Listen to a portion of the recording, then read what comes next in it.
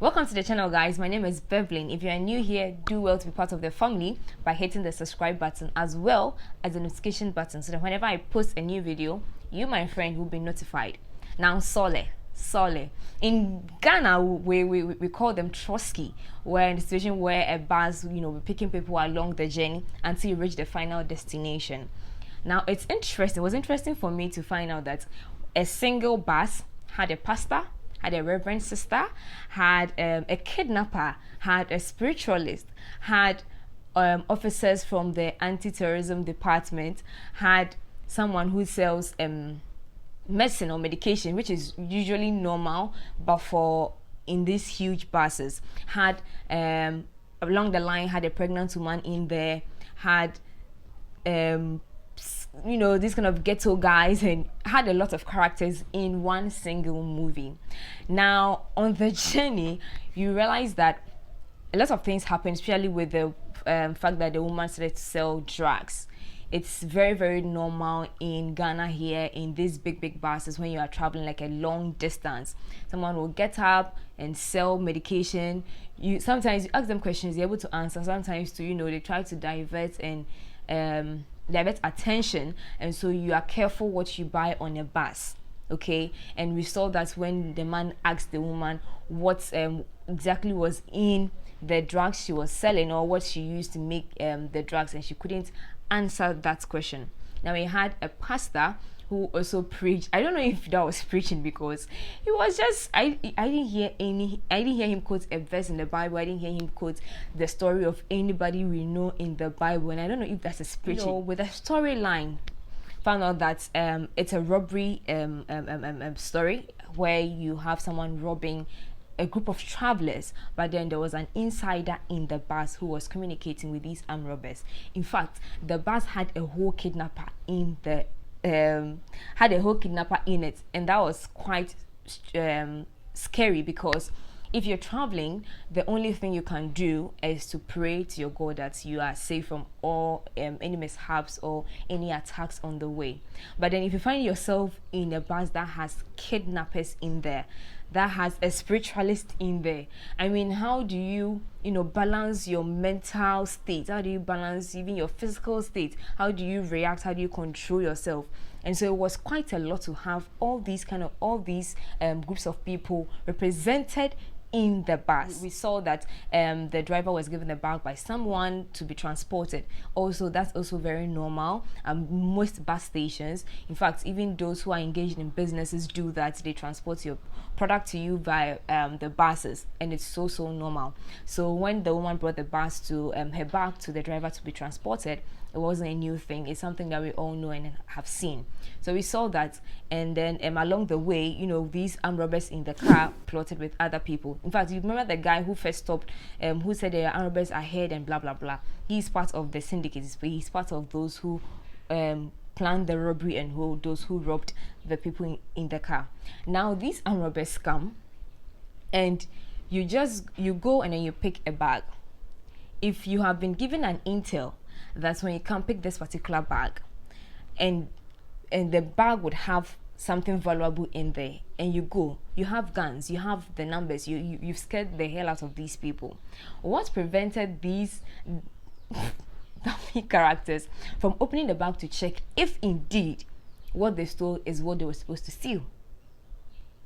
They just carried the bag and then went off. In fact, when they took the bag, one of the insiders tapped them on the tapped one of them and said that's not the bag that you've taken. But they didn't even listen to him. They just sped off and then they just left. Along the way, they realized that in Ghana we say realized that no, they've messed up. They were supposed to pick a particular bag that they didn't pick. So they had to find a way to make sure that they get the bag that they were supposed to get. Now, this guy in the movie, and then in the movie, they didn't really mention names. So it's like the driver, the pastor, if I refer to them, the pastor, the kidnapper, the spiritualist, and stuff like that. They didn't really use name. Is the reverend sister, Veronica. She's the only name that I remember. The driver, I don't remember his name. They didn't really use a lot of names in the movie. So they realized that they've taken the wrong bag, so they had to, maybe implement or use plan B. Now this guy, who is the kidnapper's child, tries to, take the situation into his own control, take the situation into his own hands, and shout until he stopped. The driver stops. He says he wants to leave and he wants to pick a bag to and then leave. I mean, why would a driver want to say that this bag is not your bag when you are saying that you are the owner of the bag? When there's also another witness who are saying that the bag that you are claiming to be yours is not yours. Anyways, he shows his true colors, as the Reverend Sister was suspecting. He showed his true colors, pulled out a weapon that he wants to take the bag and wants to leave with the bag and all that. But the guy said no. They overpower him. They tie him to a tree. His mother, who is so afraid, who is worried for the son, was the last person to leave him. I'm sure she was like, my boy, don't worry. I know what to do. We are going to implement plan C. So they go back into the vehicle and they're like, wait, this particular bag that is causing us a lot of problems, why don't we just check what's inside? They check what's inside. It's so much money. And the woman finally implements plan C. She kidnaps the Reverend Sister and the other lady who was sent by the Reverend Sister. Now she takes them to a place where is like the heart and the meat of the story, where we all realize that she's not just a kidnapper, but she's involved in human trafficking. I mean, you could see that she kidnaps women, and some of them go there on their own volition. They just go there on their own, to make money. But then the woman kidnaps people, females especially, and then ensures that the guys in there impregnates them. They give birth to the child, and she sells the child. I mean, this is a very, very serious issue. And in as much as the movie had a lot of fun in it, had a lot of funny moments, we had good laugh and all that, you realize that the issue here is the human trafficking, which is an important thing for a movie to do. Movies are nowadays like the best ways to communicate with people, communicate with society, what is really happening. And Nigerian movies are unfailingly, are without fail projecting these issues. Nigerian movies are always touching on one issue or the other, a very important issue that is happening in the country, a very important issue that is bordering the country, and they keep doing that, and they do it so well. So we saw that, and that's the business that she was doing. But then, unluckily for her, that was the end of it. This spiritualist was also captured. He was brought to where they were kept. And there's this stereotype. I don't know how you know by the person's face if the person is a virgin or not. I mean, you're the spiritualist. You have a knife. You have a machete. You want the urine of a virgin.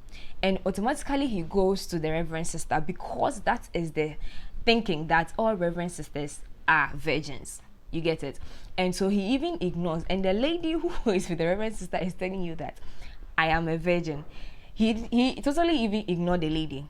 So the stereotype, maybe how you dress, how you look, shows that you're not a virgin, you are sleeping around, you're hurrying around, and you're a prostitute and all that. We all saw that there was a message in there for everybody. Perhaps you've done it before, perhaps you've been in that situation where people are doubting because of just the way you look. I mean, it's there. Maybe by your hair, you wearing earrings, and certain things that we put on our bodies have these stereotypical attachments, and we saw that with the the spiritualist. I mean, when he used the knife and it worked, he was like, really? The guy is really a virgin? And I'm like, why would you even think that she's not a virgin? In fact, he was even debating the lady whether she was a virgin or not. And I'm like, what's happening here right now? Anyways, so we saw that they had to put an end to it, free the ladies. And even some of the ladies didn't even want to go.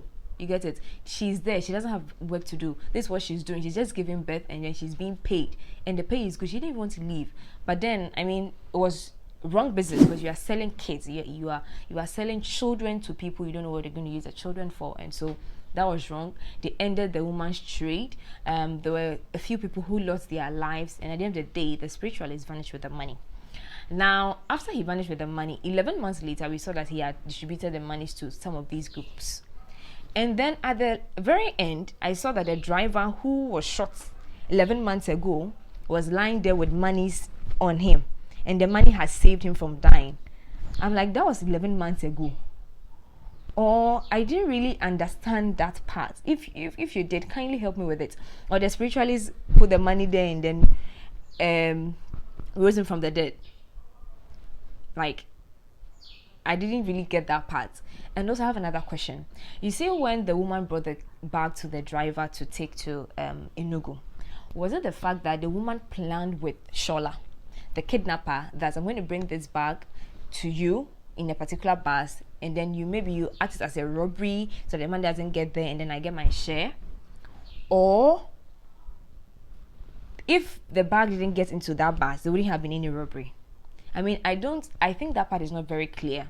If it was a plot between Soólé and the woman who brought the bag, or if it was just a coincidence that they thought and realized that the woman is going to bring the bag full of money into that particular vehicle. Because from what we saw, Soólé and her son were both in that bus already before the woman even brought the bag there. So that part was not very clear to me, but I think it was a good movie because it touched on a very, very important issue. When the kidnapper was in the bus, I felt like she's not living up to, you know, her usual shouting and screaming at people. That's like her character. But I felt like in the bus she was being limited because, you know, she didn't get so much time to do that. But when she got to her office, where her kidnapped people are, you said her screaming, and I'm like, yes, that is her in her element.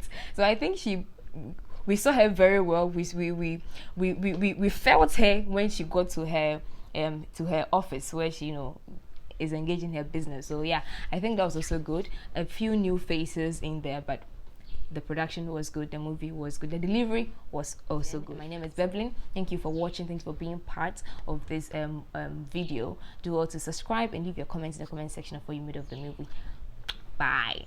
If I had some dollars, I would have, you know, sprayed it here, but I don't have it.